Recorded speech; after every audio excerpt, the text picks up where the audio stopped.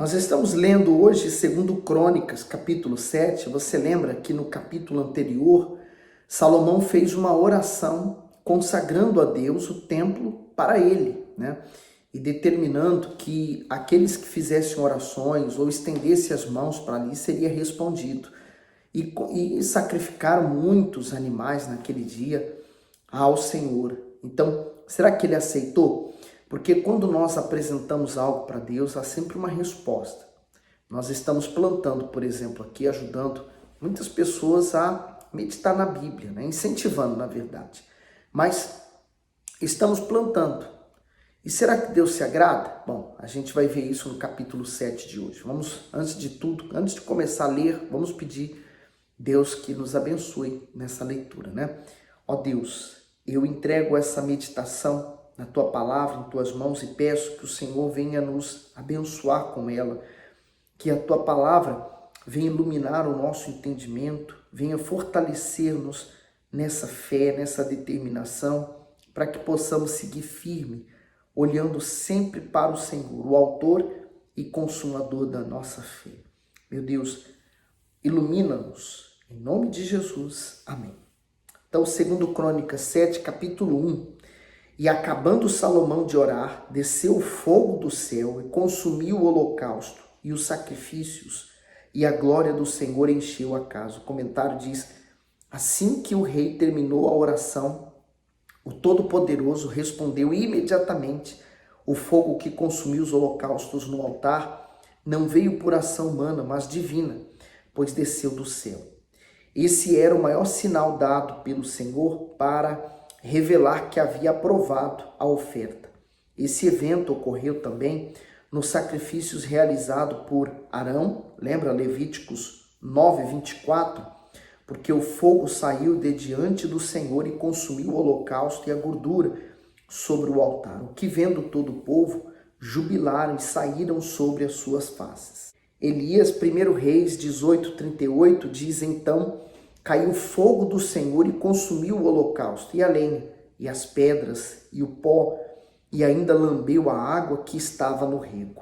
E Davi, em 1 Crônicas 21, 26, então Davi edificou ali um altar ao Senhor e ofereceu nele holocaustos e sacrifícios pacíficos, e invocou o Senhor, o qual lhe respondeu com fogo do céu sobre o altar do holocausto. Continuando o comentário do bispo, em Salomão havia um espírito de fé e de sinceridade, por isso ele e os seus sacrifícios foram aceitos por Deus. Eu acho muito forte, né? Quer dizer, Deus aceitou aquele sacrifício para ele e transformou aquele templo, né? Agora, de fato, era a referência de Deus na terra e ali estava, então, verdadeiramente um lugar onde se adoraria a Deus. A parte B do comentário do bispo diz assim: a palavra sacrifício em hebraico, karban, karkiv, é da mesma raiz das expressões que significam chegar perto, aproximar-se e tornar-se intimamente envolvido em um relacionamento com alguém. Mas a ideia de sacrifício em português indica um despojamento de algo de valor para o recebimento de algo maior, ou uma atitude incondicional feita por alguém ou por algo a ser conquistado. No entanto, isso não tem ligação com o sentido original da palavra. Primeiro porque korban, é uma palavra que não traz em si o significado de dar um presente ou uma oferta, pois na consciência judaica, dar algo a Deus é se achar superior a Ele. Quem somos nós? E o que temos para que possa ser dado ao Altíssimo? Como orou Davi, quando ele e o seu povo apresentavam seus sacrifícios a Deus para construir o templo. Porque quem sou eu e quem é o meu povo para que pudéssemos oferecer voluntariamente coisas semelhantes? Porque tudo vem de ti e do teu e é teu, tu damos. 1 Crônicas 29, 14. Quando entendemos a definição korban, que é chegar mais perto ou aproximar-se, então compreendemos o objetivo dos sacrifícios no templo. Salomão dedicava a própria vida a alguém muito superior. O objetivo do sacrifício era muito maior que dar ou perder algo de valor. Expressava uma entrega completa em prol da aproximação total do Criador. Sem essa aproximação de Deus, que é o que dá verdadeiro sentido à vida, a pessoa fica sem rumo, buscando uma razão de viver em tudo o que lhe proporciona um conforto temporário, como o próprio dinheiro. Nesse sentido, ela se sente vazia justamente naquilo que a faz diferente de um ser irracional, isto é, na alma. Muito profundo o significado dessa palavra corban e também o significado do sacrifício, né? Porque fala sacrifício, pelo menos comigo, né? A minha cabeça leva logo a uma perda, a você ficar sem algo, né? Perder algo. E na verdade, o sacrifício, né, no sentido bíblico, literal, do que Deus quer e se agrada, é o aproximar. Por isso que a gente entende lá em Malaquias, quando ele fala, tornai-vos para mim, eu me tornarei para vós outros.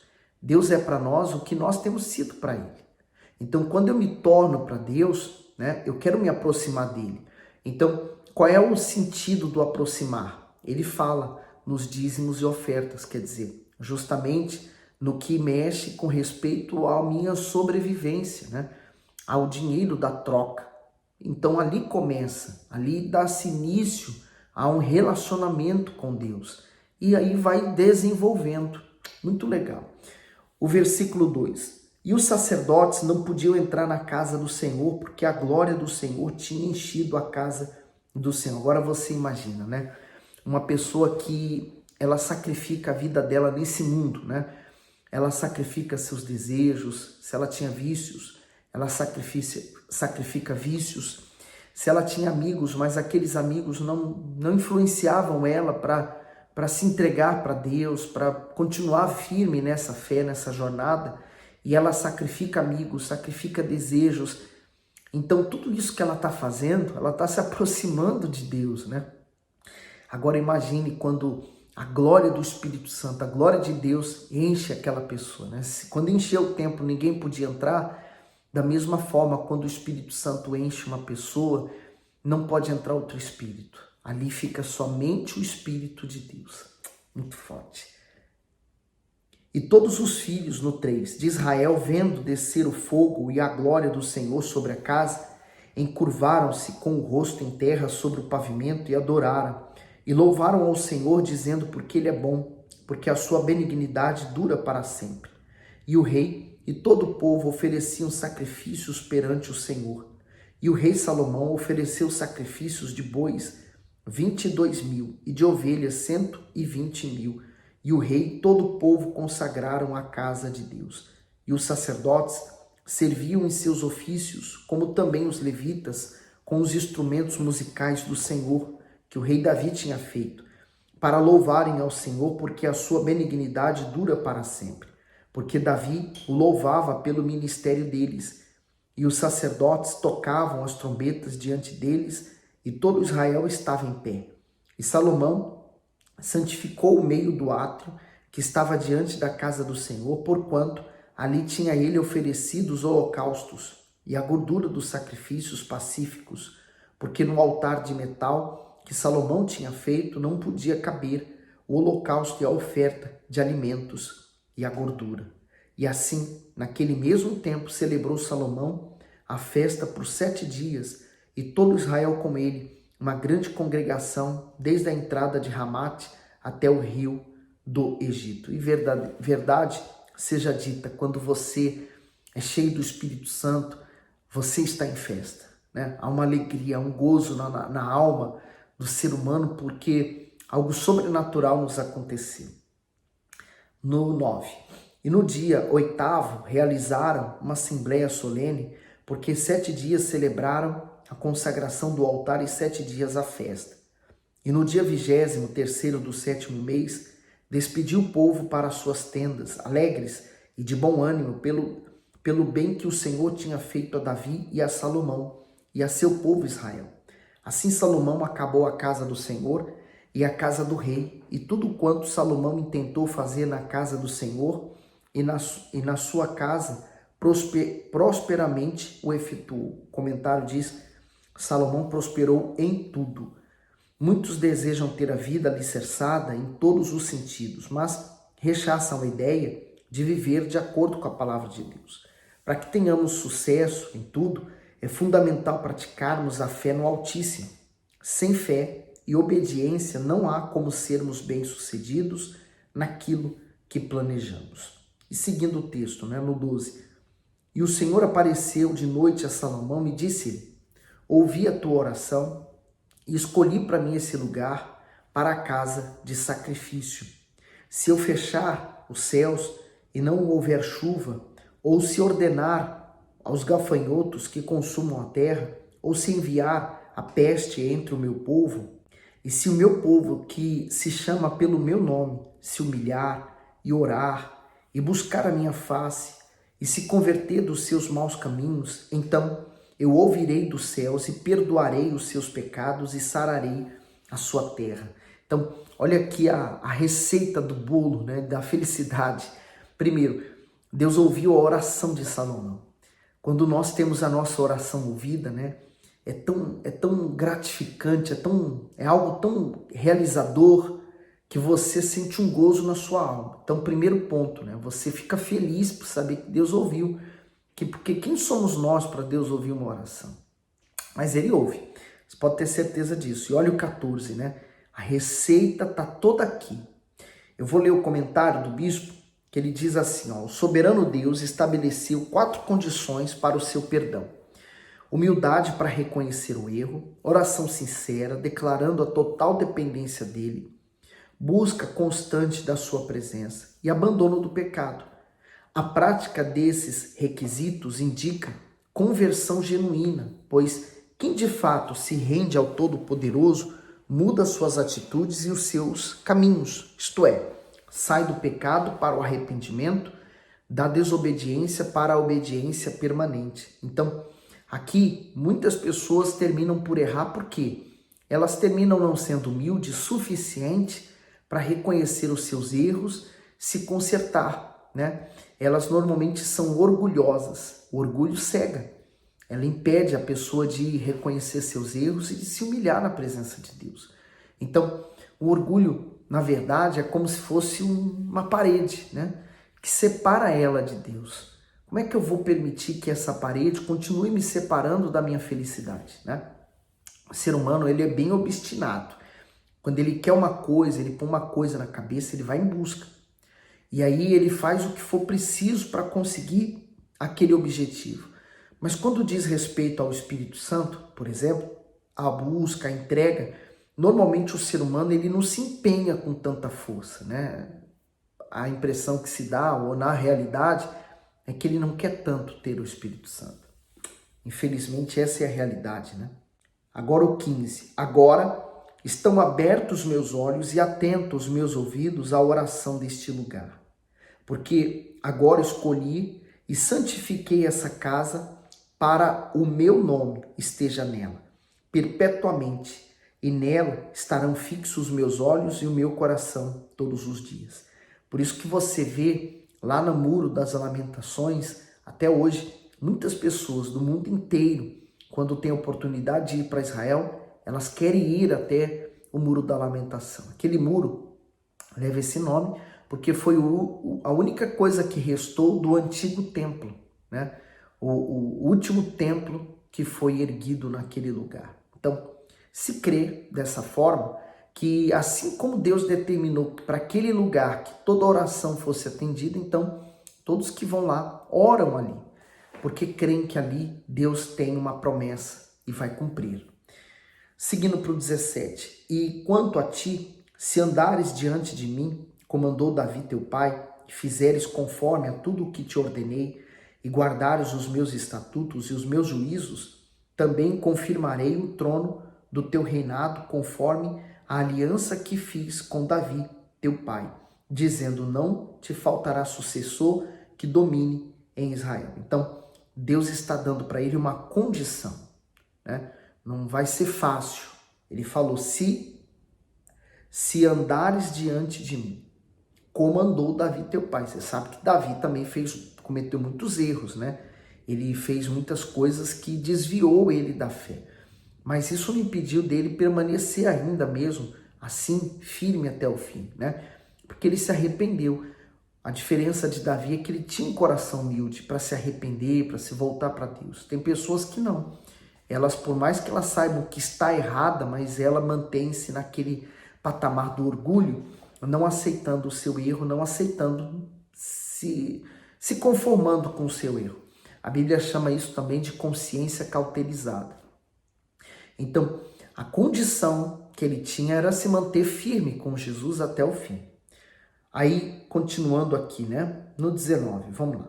Porém, se vós vos desviardes e deixardes os meus estatutos e os meus mandamentos que vos tenho proposto, e fordes e servirdes a outros deuses, e vos prostrardes a eles, então tá bem claro, né?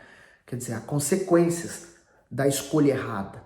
Há consequências para a escolha certa, mas também consequências para a escolha errada. Ele diz no 20, então, os arrancarei da minha terra que lhe dei, e lançarei da minha presença essa casa que consagrei ao meu nome, farei com que seja por provérbio e montejo entre todos os povos. Então, a permanência deles na terra de Israel dependeria da fidelidade. Hoje, por exemplo, aquela parte de Israel que havia o templo está na mão dos inimigos, né? Me perdoe, mas falar assim, mas é verdade. Aquele espaço nem é tão assim importante para quem está lá hoje. É mais importante para o povo de Israel e para nós que cremos no Deus de Abraão, né? Então, hoje, aquele lugar que era do templo está nas mãos de outros. Por quê? Por causa da infidelidade daquele povo.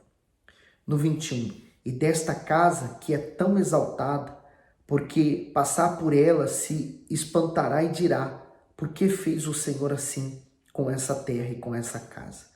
O comentário do bispo diz, Deus santificou o templo e o escolheu para que o seu nome estivesse constantemente nele.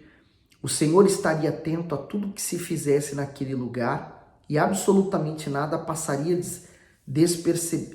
despercebido pelos seus olhos e ouvidos. Mas para que as orações e os clamores fossem atendidos, era necessário haver obediência às leis determinadas pelo Altíssimo. Da mesma forma, o nosso relacionamento com o Eterno deve ser estabelecido com sinceridade, sacrifício e intenções exclusivas de honrar o seu nome.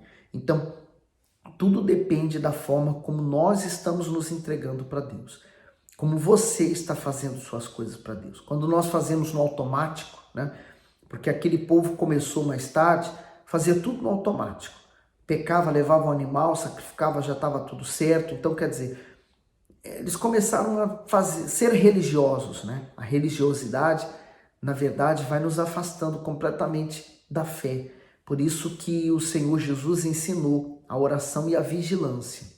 Para terminarmos, diz assim, e dirão, porque deixaram ao Senhor Deus de seus pais, que os tirou da terra do Egito, e se deram a outros deuses, e se prostraram a eles, e os serviram. Por isso, ele trouxe sobre eles todo este mal. Esse capítulo é bem intenso, ele tem muita coisa a ser refletida, né? Ele é muito recheado de informações importantes para a nossa vida hoje, né? Deus está falando ali com Salomão, mas é Deus falando com a gente hoje. Ele está dizendo que se nós obedecermos a Ele, a sua palavra, e seguirmos a Ele, então nós teremos uma vida próspera, né? Uma vida próspera, entenda, não é só financeiro, é no casamento, é com os filhos, é o financeiro, é a saúde, é em todos os aspectos da vida e sobretudo o espiritual. Porque a vida abundante que Jesus prometeu começa dentro de nós, com o Espírito Santo. Você pode perceber, uma pessoa que pode ter muito dinheiro, mas se ela não tem o Espírito Santo, ela continua vazia. A pessoa pode ter uma família linda e maravilhosa, mas continua vazia. Uma pessoa pode ter saúde, mas mesmo com saúde, continua vazia. Então, a realização do ser humano não está nas coisas desse mundo, está, na verdade, no Espírito Santo morando dentro dele. Então, o segredo de tudo, Deus está falando isso para nós hoje, que é obedecê-lo. Mas se não obedecermos, então esse não obedecer acarreta situações, né? Acarreta uma resposta do mundo para nós. Então, a dor, o sofrimento, por isso que você encontra isso no mundo, né? As pessoas com depressão, com tristeza, com vazio, infeliz no amor, infeliz consigo mesmo, insatisfeitas com o seu próprio corpo. Quer dizer, tudo isso é resposta do afastamento de Deus. Obedeça para que tudo corra bem, tá bom? Eu paro por aqui, que Deus continue abençoando você abundantemente. Eu peço que você dê o seu gosto nesse vídeo, se você está gostando do conteúdo, é claro. E manda esse vídeo para as pessoas que você conhece para incentivá-las a ler a Bíblia junto com a gente, tá bom? E claro, não poderia deixar de pedir, melhor dizendo, coloca no comentário que Deus falou com você, tá bom?